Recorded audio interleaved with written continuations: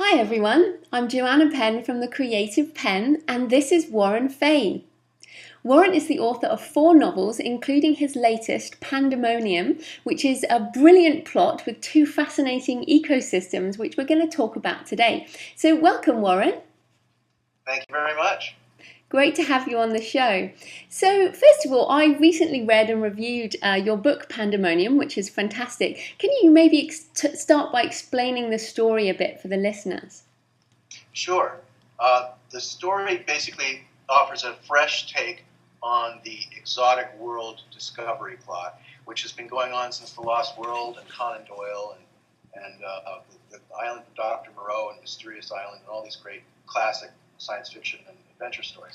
Except that this one is using a more cutting-edge approach, looking at what actually creates exotic worlds. And now that post-Darwin we understand that ecosystems in isolation continue to evolve on separate paths, this is a better approach to finding out, discovering some place on Earth that's been isolated for so long that all the denizens of that world are completely exotic. So that's the scientific premise that it takes, and it's pretty original. Usually you see a lost world frozen in time, just there, or something that's been genetically engineered by mad scientists. There have been a couple of other tropes that have been used, but this is a much more realistic approach to it. A splinter of life that has gone off on its own path from a very distant past to the present. And taking that as a premise, as a scientific premise, you end up, you start out with the novel with a team of scientists who have in the past discovered one of these exotic alien worlds previously and have become sought-after experts in the field of discovering these exotic places. And therefore they are, and of course one of those places they discovered is called Hender's Island. And we learn all sorts of mysterious and dangerous things about this place. That it was a very, ruthless ecosystem, which had to be destroyed before it spread to the rest of the planet. It had been isolated for 500 million years. So there is one species that they were able to save, and those are an intelligent, sort of mammal-like crustacean, which has, they have 6 legs. And they've been put into isolation from the rest of the world as people ponder what they can possibly do with them, if it's safe for them to enter human society, if it's safe for humans, if it isn't safe for them. And as that's being determined, 2 of the scientists who rescued them from Hender's Island and are now sought after in the world of science are sort of kidnapped by a Russian oligarch and promised along the way that they will see an exotic world that is right up their alley. And he takes them to an underground city from the former Soviet Union. And they discover in that city a new, incredible ecosystem that stretches for miles and miles in an underground cavern adjacent to this city built during the Soviet era. So that's the premise of the story. No, and I really enjoyed reading the book, and of course I read the second one, and it didn't suffer at all from not knowing the first one, which is great and very good in a series writer. But I wondered, how on earth did you come up with these ideas? And you've even got some little drawings, haven't you, in the back, which were quite interesting, because when I found the drawings, they didn't actually look like what was in my imagination. So that was quite interesting. So how did you come up with these creatures? Well, this is something that I vetted for writing the first book, which the second book is supposed to be independent. You're supposed to be able to read that by itself. So I'm actually thrilled to find out that you had read the second book first, and hadn't known about the first book, and enjoyed the second book by itself. That's how I planned it. And the first book, though, when I started to work on these sort of exotic, sort of very authentic sounding biologies, in the midst of working out what these creatures on Hender's Island in the first book would have evolved from, I set upon setting it back far enough that they could have diverged from the rest of life on Earth into a very radical way. And so I went back to the Cambrian era, and back then the world was populated by arthropods, which are shells on the outside, exoskeletal creatures. So I began to think, well, what would happen if these had been the progenitors of life on land and had started to evolve into sort of proto-mammals? And what would life look if that had happened? And as I was doing that, I realized that I needed to answer a lot of questions from scientists. So I reached out to various scientists and asked one of them, look, I'm working on a novel, and I need to know about hypoosmoregulation in crustaceans. And he looked and he sent me an email back, and he explained in a very detailed description of how crustaceans navigate hypoosmoregulation. And he said, by the way, what on earth kind of novel could you possibly be working on that you need the answer to this question? And I explained it to him, and he said, count me in. That's a fantastic idea. I'll be there to help with any kind of research you want. And he invited me back to Woods Hole Oceanographic Institution and gave me a tour of all the places that I had written about in the novel so that I could make it more authentic. And met the scientists in the laboratories and watched them studying squid axons through electron microscopes and everything else. And it was really fantastic. And with him and some artists, I carefully designed the entire ecosystem that is on Hendricks Island, and also the entire ecosystem that is in Pandemonium, which is based on a molluscan ancestry as opposed to an arthropodic ancestry. And of course, they clash in Pandemonium. No, it's brilliant. And I'm a scuba diver, so Woods Hole for me is kind of that amazing place. I would love to go there as well. So are you a scuba diver yourself? I have scuba dived. I was supposed to get trained to do it, but I just sort of lied my way into it at a resort. Was able to dive the wall in Bermuda, which is where the abyss was supposed to occur. And so on my very first dive, I went to a place that people all over the world dream about going, and had a fantastic time. Yeah, well, I think, I think a lot of these otherworldly things you see underwater, and I came up once from a dive and I'd found this thing and I thought I'd discovered something new and everyone knew what it was, but for me it was just amazing to see creatures that I'd never even imagined underwater. So, I was just really impressed with that about you. So you said that you did some research. I'm interested in what you're going to do with these ideas next. So to me, it would lend itself to being either some kind of graphic novel or something more with all the work you've done. Have you got any ideas along those lines? Oh yes. In fact, right now we're working on a movie based on the first book, Fragment, and of course then a sequel will be Pandemonium. I do other ones really. And in addition to that, there is a video game which is designed around Fragment, and I'm sure we're going to work on one about Pandemonium as well, and a book about the field guide to Pandemonium and the field guide to Hendricks Island, where extensive illustrations, descriptions of all of the creatures in the ecosystems would be included there. I have scientists and artists that are raring to go on that. So that's brilliant, excellent. I look forward to seeing more about that. So I'm also interested in your publishing experience, because I'm a little confused as to whether you are traditionally published, whether you self-publish. Do you do some kind of mix? How does that work? Well, I've been writing novels since I was 12 years old, and finished 3 before I was out of high school. So, and then of course, since I wasn't able to go to college, there were 10 kids in my family, and I was right in the worst economic time in the world, right in 79, 80, and it was impossible for me to go to school. I was told flat out, you're not going to college. So I left school, and I got a job at McDonald's. And I lived I slept in a bed next to a woman's car in her garage, and I wrote every night, and for the last 30 years. And it went from job to job. After McDonald's, I decided that I'd get my day jobs to somehow relate to writing, and so I got a job as a typist, learned to type, word processor, learned word processing, publishing house, learned that, and then became an editor, and then became a managing editor. So all of those jobs along the way over those 30 years taught me various skills so that I wasn't just wasting my time during the day. And then I would come home and I'd write. And so I was a starving writer for all that time. And finally, I decided, I've written several novels that were, I considered really fantastic, beautiful masterpieces, and those are harder to get published.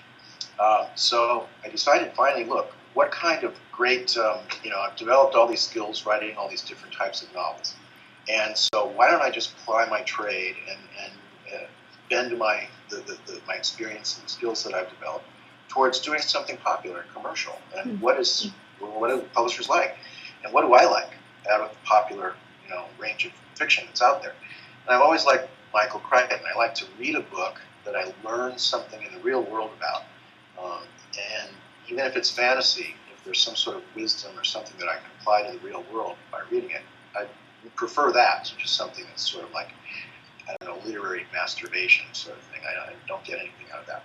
So I decided, okay, that's the kind of book I want to write, and it's going to require lots of interesting research.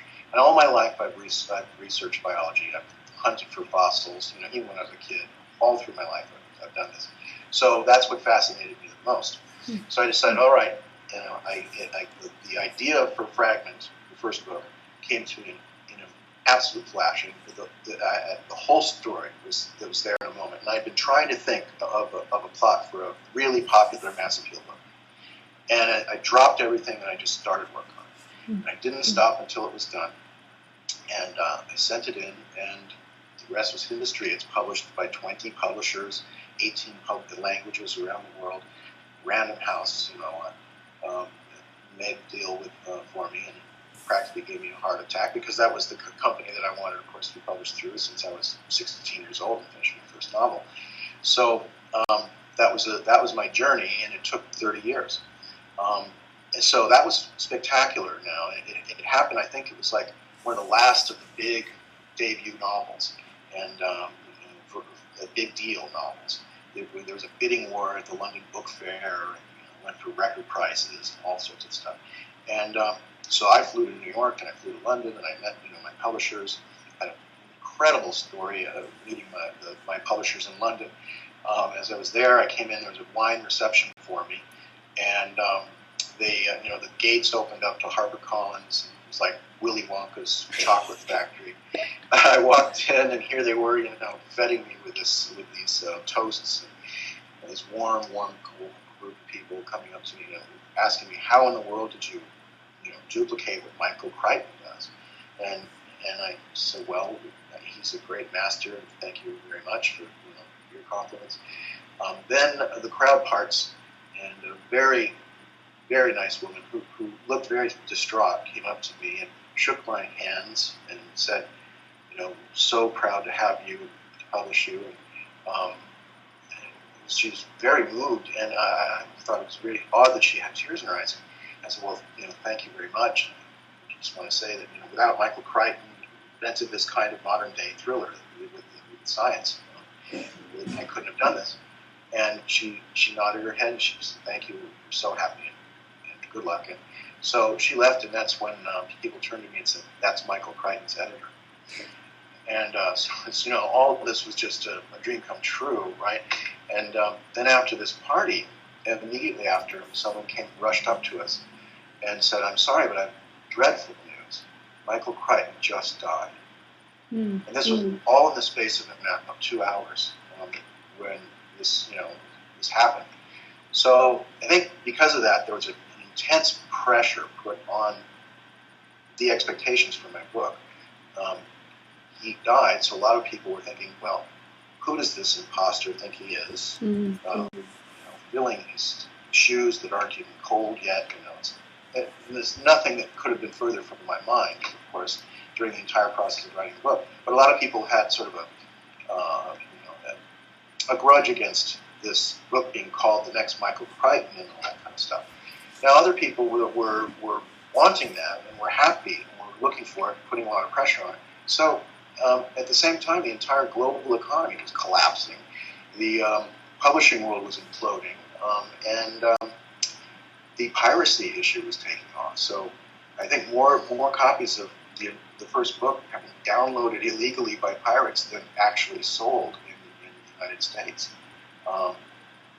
Now, that's devastating. Now, there were a lot of copies that were sold in the United States, but when more of them are downloaded, it really does affect the bottom line.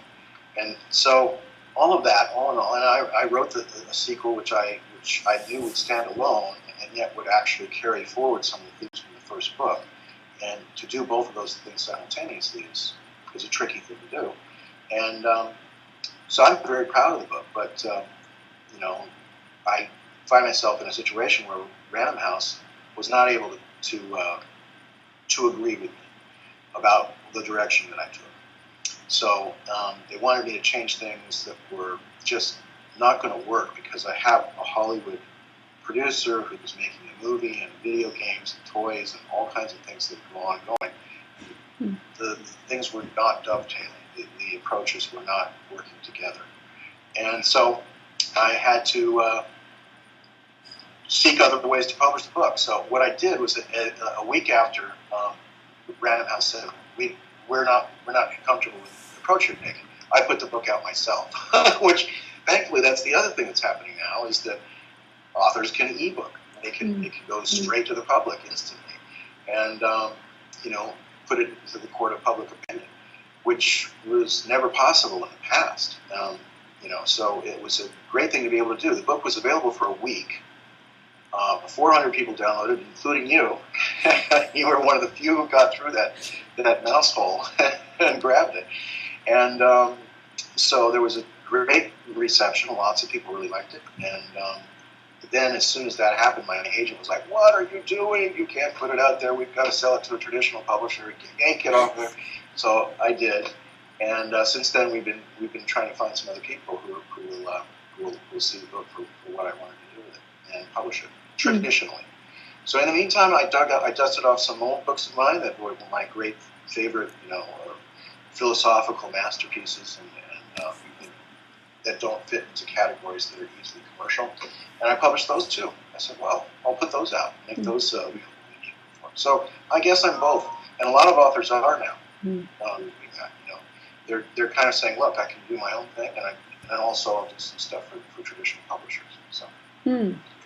No, that's fantastic. And it's funny, people say, well, how do you find books to read? And I go to, often, at least once a week, I go to the Kindle, the last 30 days in the thriller genre. And that's where I saw your book and, downloaded the sample and everything. So, yeah, it's really funny. And now, of course, it's not available for sale. So... You can't tell you how many letters I get of people saying, when is it going to be available?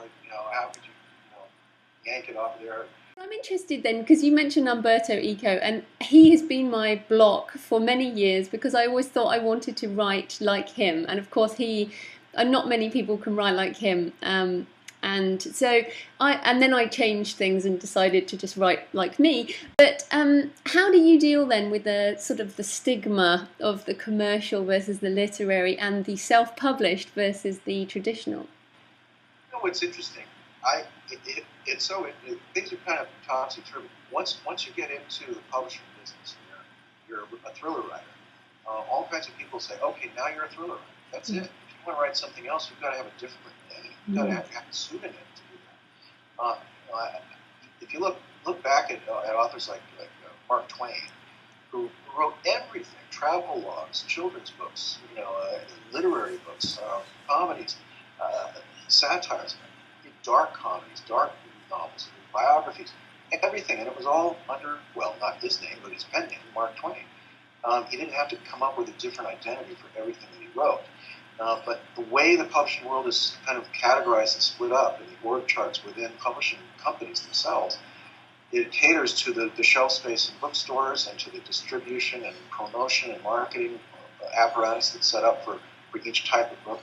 And so they really just don't have a lot of crossover that allows an author to be all that an author is.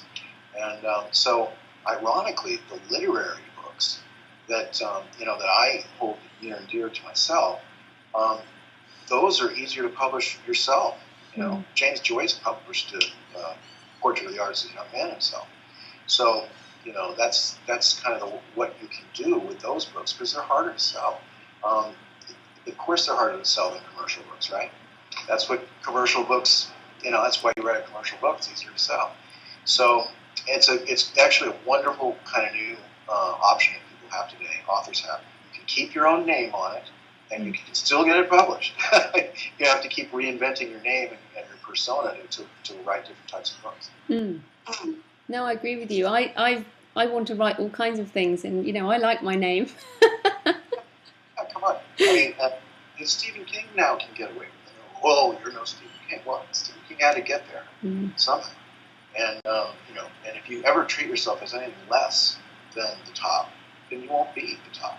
So you've got to look at yourself as Stephen King or Ernest Hemingway or William Shakespeare. I mean, you have to go for it because let's face it, as a writer, you are spending untold hours alone inside while everyone else is playing around and having fun in the sun, and you are focused alone writing and doing nothing but that. And if you aren't going for it all the way, what a colossal waste of your life.